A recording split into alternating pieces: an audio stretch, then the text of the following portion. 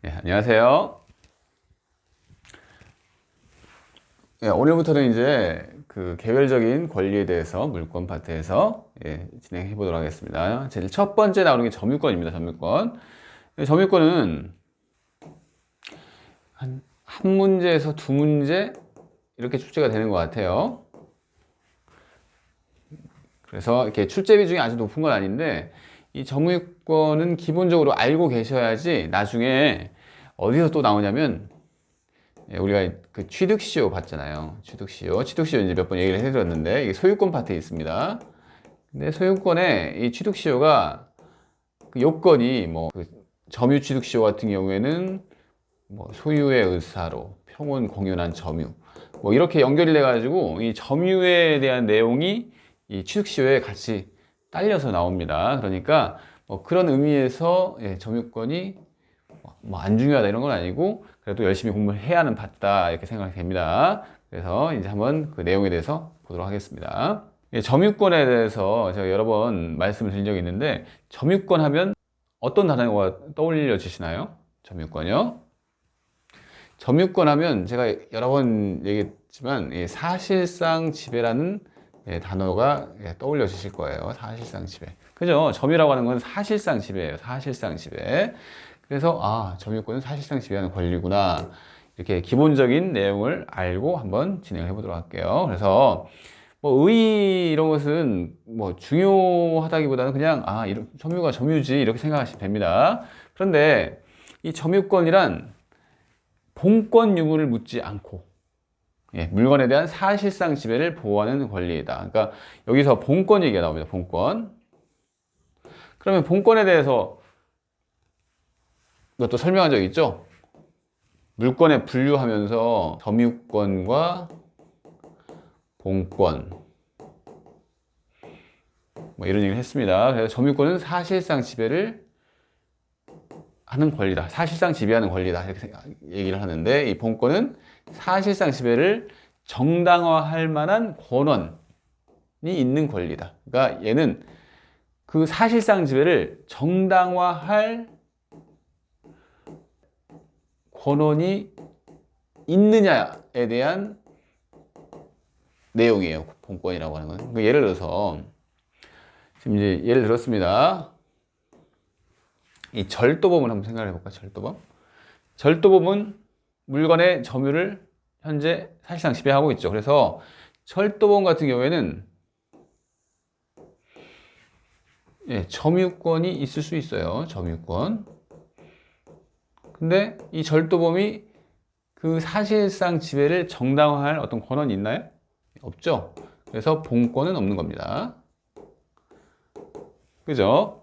그리고 본권은 있는데 점유권이 없는 경우도 있대요. 그러겠죠? 이 절도범으로부터 물건을 도난당한 자가 있다고 봅시다. 도난당한 자. 도난을 당하면 점유권은 상실했죠. 사실상 지배를 잃어버렸잖아요. 하지만 이 도둑한테 소유권이 바로 가는 건 아닐 거 아니에요. 그래서 본권은 가지고 있습니다. 잃어버린 자도요. 그래서 일반적으로는 본권과 점유권은 일치를 하죠. 그죠? 본권이 있으니까 점유권이 있는 것이고 이렇게 생각할 수 있잖아요. 하지만 이렇게 예외적인 경우가 있다. 이렇게 알고 계시면 됩니다. 그리고요. 192조에서는 물건을 사실상 지배하는 자는 점유권이 있다. 당연한 얘기죠. 그리고 점유의 요건 해가지고 이것은 뭐 그 객관적 요건, 뭐 주관적 요건 제가 나눠놨는데 큰 의미는 없습니다. 이것도 큰 의미는 없고 그냥 판례 내용을 여기서는 안 해두면 좋겠다. 이거죠. 그래서 지금 점유의 요건 하면서 사실상 지배, 그렇지, 사실상 지배가 있어야 점유가 있지. 이 정도만 생각을 하면 됩니다. 그리고 그 사실상 지배가 딱 너무 이렇게 협소하게 사실상 지배를 너무 협소하게 보진 않아요. 그러니까 보면 이 예를 봅시다. 우편함 소유자가 우편함에 있는 편지가 있어요. 우편함에 편지가 있는데 그 현재 소유자는 편지를 아직 받지는 못했습니다. 하지만 이 우편함에 있는 편지에 대해서도 사실상 지배가 있다고 보는 거예요. 좀 넓게 보는 거죠, 사실상 지배를요. 그래서 사실상 지배를 너무 빡빡하게 보는 건 아니고 이렇게 좀 넓게 이렇게 인정을 한다 이렇게 생각하면 됩니다. 뭐 그런 것보다는 이 판례를 한번 보도록 할게요. 아, 여기 출제 내용이 있네요. 그죠? 한번 읽어볼까요? 예, 건물의 부지가 된 토지는 건물의 소유자가 점유하는 것을 볼 것이고, 이 내용은 아셔야 합니다. 그죠? 그러니까 건물이 있으면 그 건물에 부지가 있을 거 아니에요. 근데 그 건물의 부지를 누가 점유하느냐, 그것은 판단할 필요가 별로 없어요. 그냥 건물의 소유자가 점유를 한 겁니다. 건물의 소유자가요. 그래서 건물의 소유자가 점유를 하는 거구나 이렇게 생각하시면 돼요. 그래서 건물의 소유자가 현실적으로 건물이나 그 부지를 점거하고 있지 아니하고 있더라도, 그렇다고 하더라도 그 건물의 소유를 위하여 그 부지를 점유한다고 보아야 한다. 아시겠죠? 뭐라고요? 건물의 부지는 건물 소유자가 점유하는 것이다. 반드시 현실적으로 점유를 하고 있지 않다고 하더라도 그 건물의 소유자가 점유하고 있는 것이다. 이렇게 기억을 하셔야 합니다. 그리고 미등기 건물을 양수하여 건물에 관한 사실상의 처분권을 보유하게 됨으로써 그 양수인이 건물 부지 역시 점유하고 있다고 볼 수 있는 등의 특별한 사정이 없는 한, 이거 한번 가로 쳐보고요. 건물의 소유 명의자가 아닌 자로서는 그 실제로 그 건물을 점유하고 있다고 하더라도 건물의 부지를 점유하는 자라고 볼 수 없다. 여기까지 한번 정리를 해볼까요? 그러니까 이것은 내용이 이거예요. 지금 우리가 이렇게 보는 내용은 건물의 부지에 대한 점유입니다. 그래서 딱 건물의 부지 점유하면 제일 처음에 기억을 해야 하는 게 뭐죠? 아, 건물의 소유자가 점유를 하는구나. 이게 원칙입니다. 그런데 이 원칙에서 어떤 얘기를 할 수 있는 거죠? 아, 건물의 소유자가 점유를 하니까 현실적으로 그 건물을 점유하고 있는 자가 있어요. 소유자는 아니지만 그런 자들은 점유하는 게 아니에요. 건물의 부지를 점유하는 게 아닙니다. 그런 사람들 같은 경우에는. 하지만 여기서 제가 이렇게 가로를 쳤잖아요. 우리가 미등기 건물의 매수인 기억하시죠? 미등기 건물의 매수인 같은 경우에는 이 사람은 소유자인가요? 소유자는 아닌데 이 정도 되면 돈까지 다 지불하고 점유권 이전을 받았으면 이런 경우에는 건물의 부지를 점유하는 것으로 봐줍니다. 그래서 이 세 가지를 기억을 하시면 돼요. 예? 건물의 부지 점유에 대해서 원칙이 뭔지, 그래서 원칙 때문에 현재 점유를 하고 있지만 소유권이 없는 사람 같은 경우는 점유를 하지 않는 것으로 본다. 하지만 미등기 건물의 매수인 같은 경우에는 소유자는 아니지만 예외적으로 점유를 하는 것으로 보는 자로 볼 수 있다. 이렇게 이해를 하시면 됩니다. 그래서 이 얘기 그겁니다. 가로친 거 한번 다시 볼까요? 예, 미등기 건물을 양수하여 건물에 관한 사실상의 처분권을 보유하게 됨으로써, 그러니까 지금 미등기 건물의 그 매수인이 건물 부지 역시 점유하고 있다고 볼 수 있는 등의 특별한 사정이 없는 한, 이렇게 얘기를 하고 있죠. 이 사람은 예외라는 겁니다. 아시겠죠? 점유하는 것을 볼 수 있다, 이 소리입니다. 그리고 가로 3번 볼까요? 그래서 결론은 이거예요. 결론은 이거고, 이쪽 파트가 기출이 됐습니다. 건물 공유자 중 일부만이 당해 건물을 점유하고 있는 경우라도 건물의 부지는 건물 소유를 위하여 공유 명의자 전원이 공동으로 이를 점유하고 있는 것으로 볼 것이다. 이게 무슨 얘기일까요? 그러니까 건물 공유예요. 건물 공유를 하고 있는데 그중 예를 들어서 한 사람만이 일부만이 점유를 하고 있어요. 공유자 중 그 일부만이. 하지만 공유죠. 실제로 점유를 하고 있지 않은 그 나머지 공유자도 건물 부지를 점유하고 있는 것으로 본다는 겁니다. 아시겠죠? 그 얘기입니다. 그래서 정리를 다 해놨고요. 2번 봅시다. 한번 읽어볼게요. 물건에 대한 사실상의 지배는 반드시 물건을 물리적, 현실적 지배하는 것을 의미하는 것은 아니므로. 그러니까 이런 얘기가 여러분들이 이제 지문에 나오면 혼동하기는 상당히 쉬워요. 그러니까 예를 들어서 물건에 대한 사실상 지배는 반드시 물건을 물리적, 현실적으로 지배해야 한다. 이러면 좀 맞는 것 같잖아요. 그죠? 근데 그게 아닙니다. 이 사실상 지배를 어떻게 본다고 그랬죠? 이렇게 빡빡하게 안 보고 좀 이렇게 넓게 본다고 그랬죠. 그래서 반드시 물리적, 현실적 그 지배만을 의미하는 것은 아닙니다. 아시겠죠?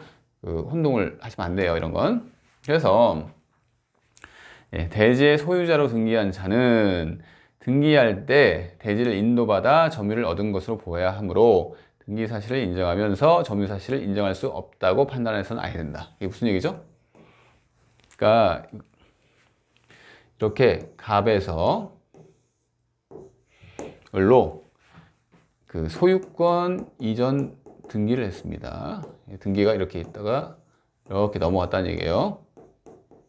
소유권 이전 등기를 했어요, 갑이. 그래서 그러면 이 을이 현재 등기를 가지고 있는 사람이잖아요.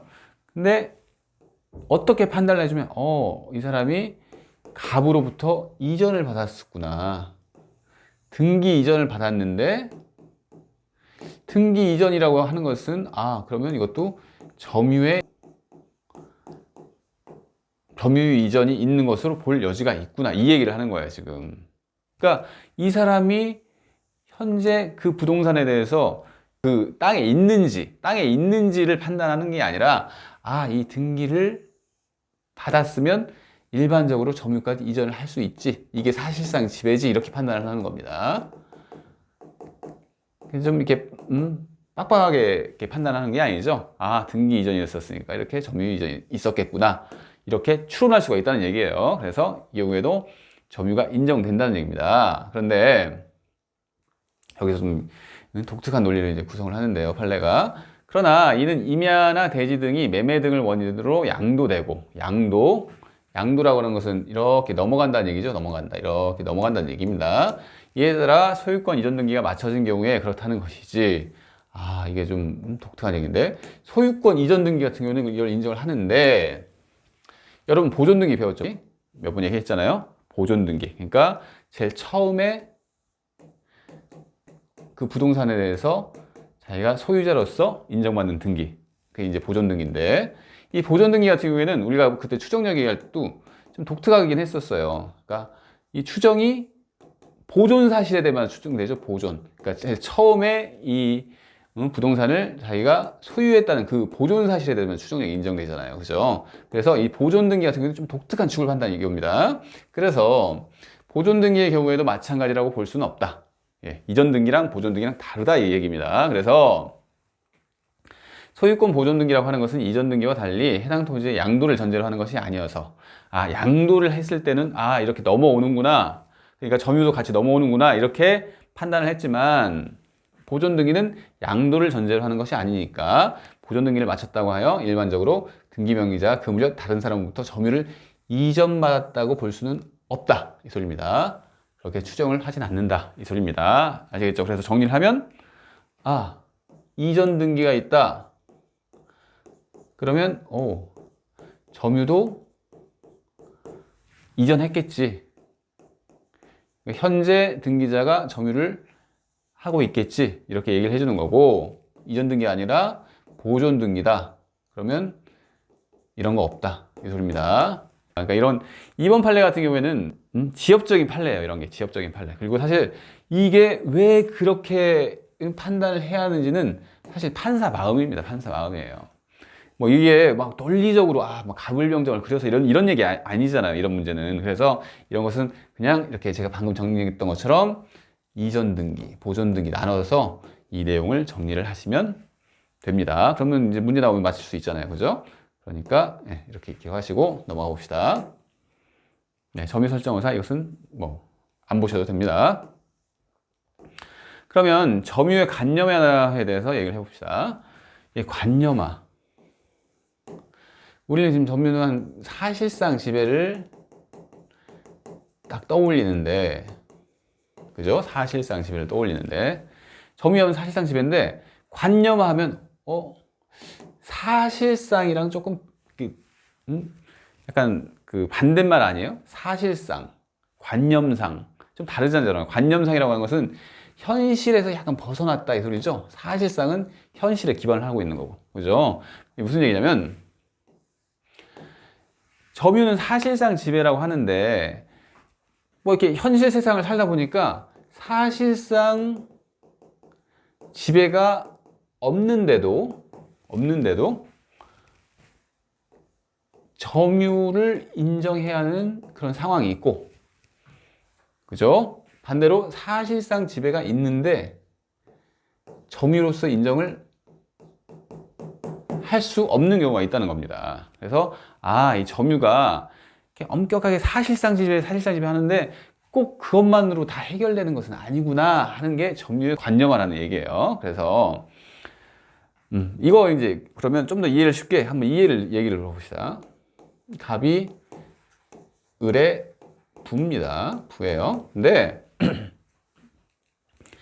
이 사람이 사망을 했어요. 사망을 하면 어떻게 되죠? 포괄적으로 승계를 받잖아요.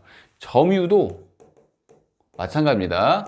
이 사망 시에 점유도 포괄적으로 승계를 받습니다. 점유도. 그렇기 때문에 현재 을이 이 아버지가 죽었는지 몰라요. 만약에 뭐 독자인데 해외에 있다고 봅시다. 국내에 있는 게 아니라. 그런데 이 을이 이 아버지의 이런 부동산 뭐 이런 재산들 있을 거 아니에요? 사실상 지배를 하고 있다고 볼 수 있나요? 좀 어렵죠? 그렇게 보기에는 힘들잖아요. 그죠? 지금 해외에 있는데. 하지만 우리가 말하는 사실상 지배는 없지만 점유를 인정을 합니다. 이게 이제 그 점유의 관념화라는 얘기예요. 그 사실상 지배만으로 해결되지 못하는 점유가 많다. 그 예를 이제 1, 2, 3 이렇게 볼 겁니다. 그래서 우선 1번 점유 보조자부터 봅시다. 예, 195조. 뭐 점유 보조자는 뭐 그렇게 출제 빈도가 있다거나 이런 파트는 아니지만 뭐 나온다면 이런 그 법조문에서 그냥 나올 가능성이 높아요. 예, 법조문에 봅시다. 195조. 가사상, 영업상, 기타 유사한 관계에 의하여 타인의 지시를 받아 물건에 대한 사실상의 지배를 하는 때는 그 타인만을 점유자로 한답니다. 이게 무슨 얘기일까요? 그러면 이 법조문을 예를 들어 봅시다. 영업상, 가사상, 가정부를 뒀어요. 가정부. 아니면 이 영업상 이런 거 보면 어떤 점포에 뭐 음식점에 아르바이트생 생각해 봅시다. 가정부가 한참 그 뭐 설거지 같은 걸 하고 있다고 봅시다. 그러면 가정부가 그 접시를 점유하나요? 그렇게 보면 안 된다는 얘기죠. 범위를 인정할 필요가 없습니다. 그리고 아르바이트생도 마찬가지죠. 아르바이트생이 접시를 닦고 있는데 그 접시가 아르바이트생의 점유라고 뭐 인정할 이유가 있을까요? 없어요. 그래서 이런 경우를 점유 보조자라고 하는 거예요. 점유 보조자. 그래서 점유 보조자는 점유자다? 제일 중요한 것은 이 법조문이 여기서는 중요하겠지만 점유 보조자는 결과적으로 뭘 아셔야 하냐면 이 사람은 점유자가 아니라는 얘기예요. 점유자가 아니다. 점유하는 것처럼 보이지만 점유자가 아니라는 얘기예요. 그래서 이 효과를 볼까요? 점유자가 아니니까 이 점유 보조자는 점유자가 아니니까 누가 그럼 점유죠? 예, 점유주. 이 가정부가 점유주가 아니죠? 아니고 누가 점유주일까요? 그 집 사람들, 그리고 아르바이트는 아니죠? 그러면 그 가게 사장님, 이 사람이 점유자란 얘기예요. 그래서 이 점유보조자는 점유자가 아니니까 점유권에서 규정하고 있는 각종 권리들이 있는데 그 권리들을 행사할 수가 없는 게 원칙이에요. 그래서 점유보호 청구권의 주체가 될 수 없고 점유보호 청구권의 상대방도 될 수 없습니다. 그러니까 이 점유보호 청구권이라고 하는 것은 우리가 물권적 청구권 배웠죠. 점유권에서의 물권적 청구권입니다. 그래서 뭐가 있죠? 반환, 그 다음에 방해 제거, 그 다음에 방해 예방, 이렇게 세 가지 종류가 있잖아요. 똑같이 점유에서도 인정이 돼요. 그래서 점유의 침탈을 받았을 때 점유물 반환 청구권을 행사한다. 그 다음에 방해가 있을 때 방해 제거 청구권을 행사한다. 점유에 대한 방해가 일어날 염려가 있을 때 방해 예방 청구권을 행사한다. 이게 점유 보호 청구권인데 그 주체가 될 수 없고 또 상대방도 될 수 없습니다. 그런데 여기서 이건 또 기억을 하셔야 돼요. 자력구제권은 행사할 수 있대요. 자력구제권이 뭐죠? 자기 힘으로 구제한다는 얘기잖아요. 자력구제권. 그래서 이 가정부가 혼자 집에 있는데 이 집에 도둑이 침투를 했어요. 도둑이. 그래서 어떤 물건을 훔쳐가는 거죠. 이 가정부가 봤습니다. 가정부가 그걸 봤어요. 그러면 이 도둑을 제압해가지고 그 물건을 찾아올 수가 있습니다. 그게 자력구제권인데 이 자력구제권만은 행사할 수가 있습니다. 아시겠죠? 그래서 뭐 이런 것은 그냥 단순한 지문 정도로 나올 수가 있잖아요. 그죠? 그래서 또 이 점유의 성질 볼까요? 점유의 성질 보면 이 점유의 성질은 이 점유 보조자를 기준으로 할까요? 아니면 점유주를 기준으로 할까요? 당연히 점유주를 기준으로 합니다. 이 사람은 점유자가 아니니까 이렇게 이해를 하시면 됩니다. 그래서 점유 보조자 받고요. 그러면 이제 간접 점유를 봅시다. 점유 보조자는 그렇게 중요한 파트는 아니지만 간접 점유는 중요합니다. 중요해요. 그러니까 이쪽에서 시험을 많이 물어보고도 있고 실생활에서도 워낙 흔하게 쓰이는 게 간접 점유예요. 그래서 한번 간접 점유에 대한 그 조문들을 볼까요? 우리가 아는 뭐 단어들이 나오죠. 임대차 나옵니다. 지상권도 많이 들어봤고 전세권도 아는 거죠. 질권 사용대차 이런 것은 우리 시험법이랑 관계 없으니까 이 세 가지를 생각을 해보면서 그러니까 지상권, 전세권, 임대차 이런 걸 생각을 해보면서 한번 이 간접 점유가 뭔지 한번 그 개념을 잡아봅시다. 194조 보겠습니다. 지상권, 전세권, 임대차 등의 관계로 타인으로 하여금 물건을 점유하게 한 자는 간접적으로 점유권이 있답니다. 무슨 얘기일까요? 그러니까 예를 들어서 임대차가 제일 뭐 흔하죠. 갑이 이렇게 물건을 빌려줬습니다. 을한테.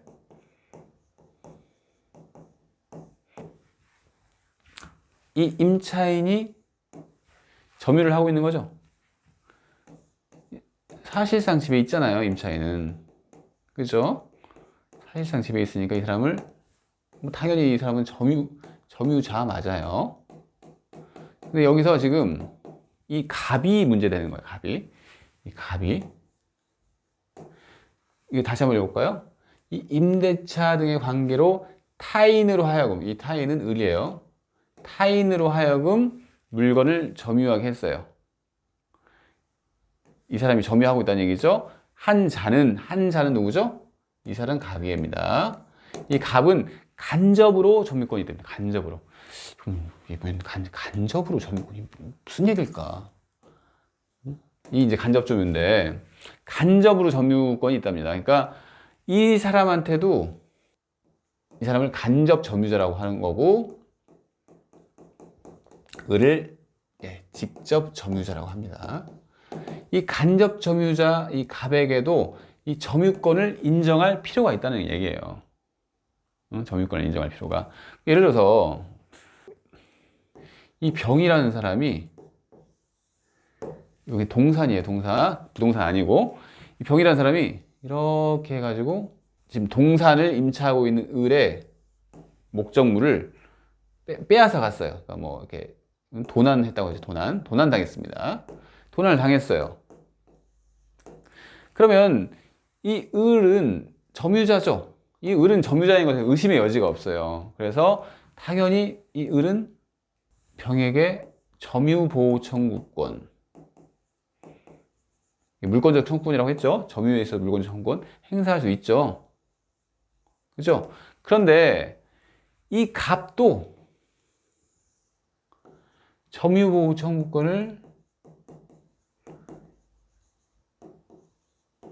인정할 수가 있다는 얘기입니다. 왜냐? 점유자니까. 꼭 이 사람한테만, 이 사람은 어떻게 보면 물건을 잃은 사람일 뿐이지 그 물건에 대해서 더 관심 있는 사람은 이 사람일 수 있죠. 사실 주인이잖아요. 물건 주인이잖아요. 이 주인이 내 그 물건이 점유가 갑자기 이 사람한테 갔네? 그걸 발견을 한 거예요, 이 사람이. 그런 경우에 물론 이 사람은 소유권에 기해서도 이거 청구를 할 수가 있지만 이 소유권에 기해서 물건적 청구권을 행사하는 경우랑 이 점유권에 기해서 물건적 청구권을 행사하는 경우랑 그 요건이 조금 다른 경우가 있어요. 그래서 이런 경우에도 갑이 이 점유보호 청구권을 행사할 수가 있으면 더 보호가 되는 거잖아요. 그래서 이런 경우 인정하잖아요, 이게 간접 점유를. 그래서 지금 194조 뭐가 직접 점유자인지, 누가 직접 점유자인지, 누가 간접 점유자인지에 대해서 한번 알아봤습니다. 그래서 이 194조는 잘 기억을 해 두십시오. 간접 점유에 대해서. 그리고 제가 이제 간접 점유의 보호 보면서 간접 점유자도 보호가 되는데 이랑 뭘까요?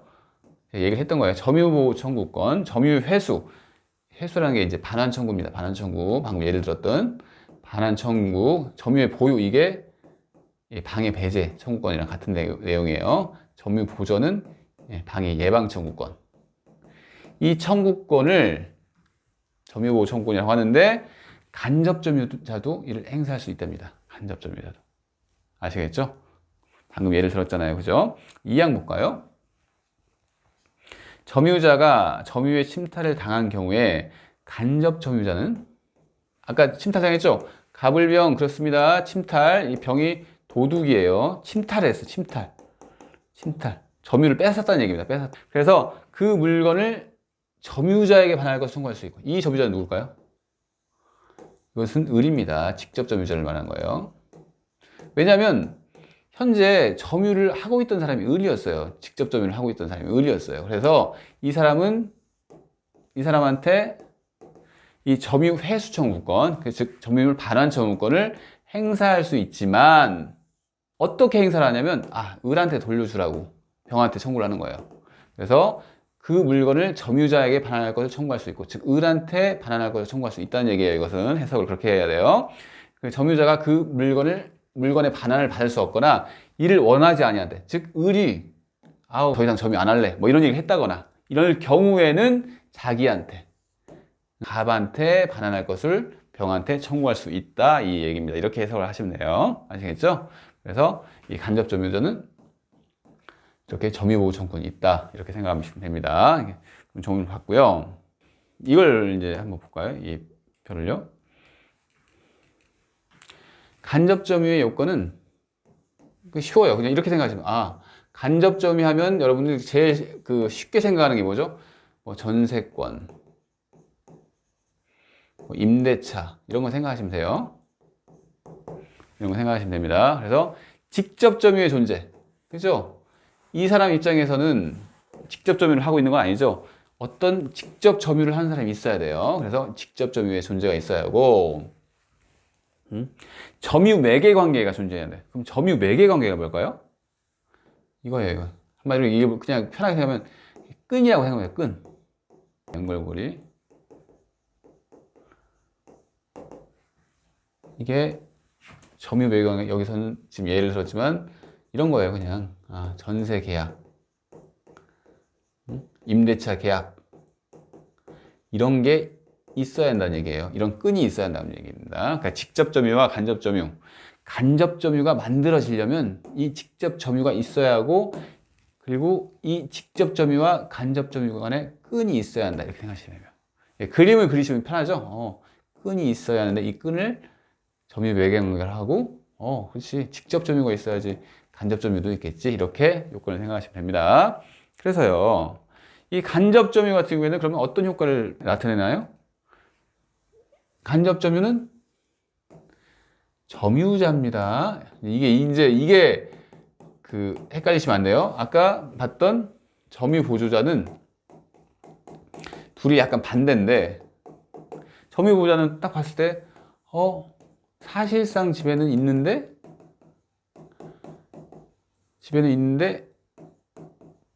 점유로서 인정을 못 받죠? 그죠? 근데 간접 점유는 사실상 지배가 직접 점유자한테 가 있죠? 없는 것처럼 보여요. 하지만 점유자입니다. 둘이 약간 반대되는 느낌이죠. 그래서 이 지금 점유 보조자와 간접 점유자 이걸 지금 어느 파트에서 공부를 하고 있죠? 예, 점유의 관념화. 점유의 관념화가 뭐다? 사실상 지배가 있더라도 점유라고 인정을 하지 않는 경우가 있을 수도 있고, 사실상 지배를 안 하고 있지만 점유를 인정할 수 있는 그런 여지가 있다. 그게 점유의 관념화다. 이렇게 얘기를 했잖아요. 그래서 간접 점유는 뭐다? 점유자다. 간접 점유자는 점유자입니다. 점유가 인정이 돼요. 그래서 점유 보호 청구권. 반환, 제거, 예방 청구권이 있다는 얘기죠. 그리고 이걸 이제 종종 물어보던데 취득시효. 취득시효도 간접 점유자로 돼요. 우리가 취득시효 이제 곧 나오는데 우리 취득시효 점유 취득시효라고 했죠. 그래서 점유 취득시효가 있고 등기부 취득시효가 있는데 이 요건이 좀 달라요. 그래서 이것은 20년, 이건 10년. 그리고 소유의 의사 똑같고 여기는 평온, 공연한 점유 이렇게 있으면 됩니다. 평온, 공연한 점유 여기서는 플러스 선의 무과실을 요구를 합니다. 요건이 좀 다른데 지금 이 상황은 무슨 얘기냐면 어떤 사람이 토지가 있는데 어떤 사람이 여기를 이렇게 자기 땅이 아닌데 여기를 점유를 하고 있어요. 점유를 갑이 하고 있습니다. 이렇게 점유를 하고 있습니다. 하고 있는데 자기가 이 땅을 점유하고 있다가 을이라는 사람한테 여기를 그래 네가 이거 경작해라 해가지고 이 사람이 지금 현재 직접 점유를 하고 있어요. 직접 점유를 하고 있습니다. 그러면서 임대차 뭐를 했다고 해야 될까요? 이 갑은 간접 점유를 하고 있는 거죠. 그죠? 이게 이 간접 점유에 끈이 있고 직접 점유가 있으면 이 간접 점유가 된다고 했잖아요. 이런 경우에 요건을 갖췄어요. 만약에 20년을 을이 계속 갑한테 차임을 주면서 내가 임차인이니까 나는 이 갑한테 계속 차임을 지급해야지 하면서 차임을 지급하면서 계속 여기를 점유를 하고 있어요. 을이 점유를 하고 있습니다. 근데 취득시효가 완성이 됐어요. 이 요건을 갖췄어요. 갖췄다고 보는 거죠. 갖춘 경우에 어떻게 될까요? 누가 이 취득시효의 효과를 받나요? 을이 받나요? 갑이 받나요? 무슨 얘기냐면 갑이 받는다는 얘기입니다. 갑은 간접 점유를 하고 있죠. 간접 점유를 하고 있습니다. 을한테 이 차임을 받으면서 이 땅을 경작하라고 한 거예요. 근데 을이 받을 것 같이도 보이잖아. 그럼 을이 계속 점유를 했으니까 을이 취득시효 완성된 거 아니야?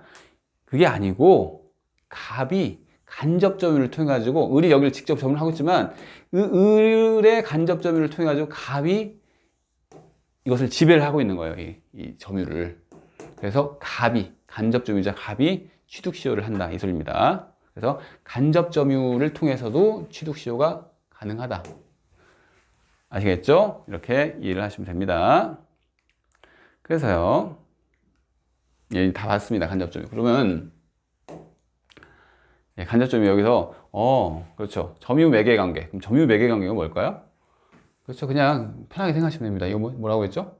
임대차, 그다음에 전세권 이렇게 생각하시면 돼요. 그래서 이 점유 매개 관계라고 하는 것은 어떤 요소가 있냐면 반환 청구권이 예상이 되어 있습니다. 반환 청구. 그죠?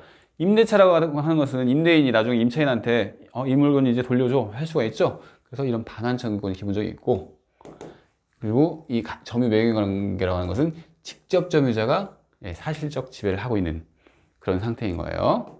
아시겠죠? 그래서 예를 이렇게 들어봤습니다. 그럼 다시 책으로 가봅시다. 그래서 이제 간접 점유를 쭉 전문도 봤고, 이것도 봤죠? 간접 점유란 점유 매개 관계에 기하여, 그러니까 점유 매개 관계가 있고 타인에게 점유를 하도록 하면서 타인은 직접 점유를 하고 자신은 간접 점유를 하는 것이다. 그래서 이것도 기출이 됐네요. 그리고 요건 직접 점유의 존재, 그렇죠? 직접 점유가 존재한다고 그랬죠? 그리고 직접 점유자의 점유는 무슨 점유일까요? 이 타주 점유라는 게 이제 곧 나오는데 이게 소유의 의사가 없는 점유입니다. 이거 아직 안 배우셔서 근데 바로 뒤편에 한 뭐 두세 페이지 뒤에 보면 곧 나와요. 예, 그쵸? 임차인은 소유의 의사가 없는 점유죠. 전세권은 소유의 의사가 없는 점유잖아요. 그래서 이 직접 점유자는 소유의 의사가 없는 점유입니다. 그래서 이제 간접 점유자가 지배를 할 수가 있는 거죠. 자기는 소유의 의사가 있으니까 주로. 아시겠죠? 그래서 이렇게 요건을 봤고요. 네, 그리고 점유 매개 관계가 있어야겠죠. 그죠? 점유 매개 관계가 뭔지 설명했습니다. 그리고 점유 매개 관계는 뭐 공법, 사법 불문하고 다 발생할 수 있고요. 그리고 법률 규정에 의해서도 발생할 수가 있습니다. 그리고 이 점유 매개 관계는 이건 또 설명을 드려야 할 텐데 중첩적으로도 있을 수 있어요. 매개 관계가. 그러니까 예를 들어서 지금 이제 밑에 있는 거 예를 들어 볼게요. 이 임차인이 간접 점유를 하고 있습니다. 그러니까 무슨 얘기냐면 이 주택이에요, 주택. 주택은 주택임대차 보호법이라는 어떤 특별법에 적용을 받잖아요. 근데 이 주택이 이 사람은 이제 소유자, 임대인입니다. 임대인이고 이 사람이 임차인이에요. 그런데 이 주택 같은 경우에는 이 임차인이 대항하려면 대항력이라는 거 이제 모르는 용어들이 계속 나오네. 대항력이 이제 발생하려면 그 인도랑 주민등록이 있어야 돼요. 그러니까 이것은 상식적으로 그냥 지금 한번 얘기를 해볼게요. 상식적인 선에서 여러분 이사 가시면 여러분이 전세자로 이사를 가시면 아파트를 빌렸는데 아파트를 전세를 빌렸습니다. 채권적 전세를 빌렸어요. 그런 경우에 그 주민등록 해야 한다는 얘기 많이 들어보셨죠? 주민등록 해야 돼요. 그걸 왜 해야 할까요? 이게 이제 채권적 전세라고 합니다. 등기가 없는, 전세권 등기가 없는 전세예요. 이런 경우에 이 을이 채권자죠. 임차인은 채권자. 채권자는 물권자에 우선할 수가 없죠. 우리 배웠잖아요. 그죠? 물권이 무조건 채권에 우선하잖아요. 그래서 만약에 이게 그냥 이런 제도가 없으면 이 병한테 갑이 팔아버렸어요. 소유자가. 파는 거 가능하죠? 그죠? 팔았어요. 등기를 넘겨줬다는 겁니다. 소유권 등기를 넘겨줬어요. 이런 경우에 만약에 이게 그냥 단순히 채권이라면 이 병이 나중에 그치 채권은 니네 둘 간의 문제지 나랑은 상관없어. 왜냐면 채권 채무는 원칙적으로 이 채권자 채무자 간의 관계잖아요. 그래서 이 병이 니네들 뭐 이렇게 뭐 했다고 하는데 나한테는 그런 얘기 할 수 없어 하면 이 임차인이 큰일 나잖아요. 그죠? 그래서 우리 법에서는 주택임대차보호법이라고 해서 임차인을 보호하는 범위를 두고 있는데 그 법에서는 이렇게 인도와 주민등록이 있으면 주민센터 가서 그 전입신고 하잖아요. 전입신고를 하면 이 사람한테 대항할 수 있도록 그런 제도를 두고 있어요. 아시겠나요? 왜냐면 이 사람이 딱 보니까 이 지금 현재 주택에 이 사람이 주민등록이 돼 있네, 전입신고가 돼 있네. 그러면 현재 이 사람이 지금 임차인으로서 있으니까 내가 이 물건을 사도 이 사람한테 물건 못 뺏어오는구나. 이렇게 제도를 만들어 놓은 거예요. 왜냐면 이 사람 채권자고 이 사람 물권자인데 채권자가 물권자한테 대항하기 위해서는 이런 제도가 필요한 거죠. 그래서 이것을 대항력이라고 해요. 대항력. 이제 기본적인 내용을 얘기를 했습니다. 근데 지금 대항력 얘기하면서 무슨 얘기 이렇게 좀 딴 데로 샜는데 이렇게 벽이 있습니다. 이게 이 사람이 임차인인데 이 임차인이 인도랑 전입신고를 하고 있는 게 일반적이죠. 근데 이 사람한테 또 그걸 전대차라고 합니다. 전대차. 자기가 임차인으로서 이 물건을 또 임대를 해준 거예요. 이런 경우에는 이 사람이 전입신고가 돼 있으면 이 병이 전입신고가 돼 있으면, 그리고 병이 인도를 받고 있겠죠. 당연히 전입신고가 되어 있으면 대항력이 발생을 합니다. 대항력이 을이 대항력을 갖는 거예요. 이때 여러분이 그럼 병이 대항력 갖는 거 아닌가 이렇게 생각하는데 그게 아니고, 이 병이 전입신고를 하고 인도를 하면 이 을이 대항력을 가집니다. 을이 대항력을 가져야 될 거 아니에요. 갑자기 병한테 팔으면 을이 나 임차인이야 하면서 하지만 나는 전입신고를 했어 하면서 대항력을 가져갈 거 아니에요. 근데 이 을의 대항력은 이 사람이 전입신고를 해야 돼요. 이 사람이. 그렇죠? 현재 이 사람이 병이 여기에 살고 있으니까 이 사람이 전입신고를 해야 할 거 아니에요. 그러니까 병의 전입신고로 이 을이 대항력을 갖는 구조가 됩니다. 그래서 이 얘기를 왜 할까요? 점유매개관계는 이렇게 끈이 두 개죠. 끈이 두 개입니다. 연결고리가 두 개예요. 이렇게 점유매개관계가 중첩적으로 올 수 있는 거죠. 이렇게 하나 간접점유 관계가 생기고, 또 이렇게 하나 더 간접점유 관계가 생긴다 이 소리입니다. 그래서 점유매개 관계는 중첩적으로 있을 수 있다 이 소리입니다. 그래서 이 얘기가 아시겠나요? 그렇지. 이렇게 그러니까 여러 가지 얘기를 설명했는데 그렇지. 이것은 임차인이 대항력을 갖기 위해서는 임차인이 주택을 임대했던 전차인이 전입신고를 하면 임차인이 대항력을 갖는구나. 그러니까 중첩적으로 있을 수 있겠구나. 이렇게 이해를 하시면 됩니다. 이것은 나중에 우리 주택임대차보호법에 우리 시험법이 있잖아요. 이때 또 나오는 얘기니까 편하게 들으시면 됩니다. 4번 볼까요? 심지어 점유매개관계가 무효라 하더라도 간접점유는 인정될 수 있답니다. 이건 기출이 된 내용이에요. 아시겠죠? 그래서 이것도 설명을 해볼까요? 여기서 이제 예를 들었던 거 설명해 볼까요? 이것도 비슷한 거예요. 똑같은 상황입니다. 임대인이 있는데 임차인이 있어요. 방금 전대차 얘기를 했잖아요. 전대차.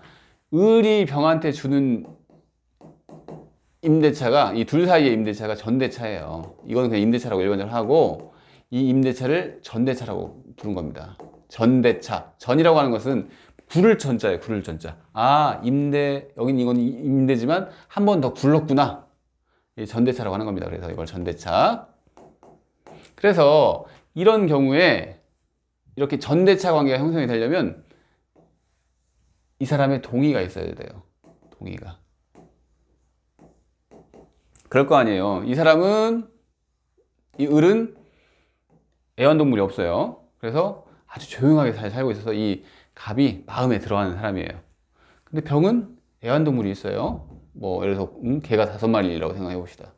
그러면 이 갑 입장에서는 이 병이 마음에 안 들 수가 있겠죠. 내 집 다 망가지게 생겼네? 이런 거잖아요. 그래서 이런 관계가 형성이 되려면 이 갑이 동의를 해줘야 돼요. 이 전대차가 형성이 되려면. 그런데 이 전대차를 계약을 맺었는데 이 임대인의 동의 없이 그냥 했어요. 동의 없이. 동의 없이 하면 이것은 효력이 없습니다. 원칙적으로. 이 효력이 없는데, 이런 경우에도, 즉 무효인 경우에도 이 둘 간의 점유매개 관계를 인정을 한다는 얘기입니다. 그래서 점유매개 관계는 무효라도 인정될 수 있다 이 소리입니다. 아시겠죠? 이것도 이 두 개, 어떻게 보면 그냥 이런 그 키워드 중심으로 기억을 해두시면 될 것 같아요. 넘어가 볼까요? 예. 그래서 다 얘기했던 거죠. 예. 점유보호 청구권 행사할 수 있다. 점유자니까. 그리고 이것은 좀 뒤에 나옵니다. 다시 나오는 내용이니까 이건 넘어가도록 할게요. 그리고 이것도 설명을 했습니다. 그러면 점유권의 상속 볼까요? 이것도 똑같은 얘기죠. 상속이 발생된 때, 즉 피상속이 사망한 때 바로 점유권이 이전이 되겠죠. 상속이 된다는 얘기입니다. 그래서 사실상 지배를 상속인이 하고 있지 않더라도 점유권이 이전된다. 그래서 이 내용을 규정을 하고 있고, 설령 상속인이 상속 사실을 모르는 경우이거나 해외에 있어요. 그리고 자신이 상속인인지도 모르고 있어요. 그렇다고 하더라도 피상속인의 사망 시에 점유권이 발생을 합니다. 하지만 포괄 승계의 성격상 정유의 성질과 하자를 그대로 승계한다. 이것도 뒤에 나오는 내용, 똑같이 나오는 내용이니까 그때 보도록 합시다. 그래서 다 봤습니다. 네, 그러면 조금 쉬었다가 자주점유 한번 보도록 하겠습니다.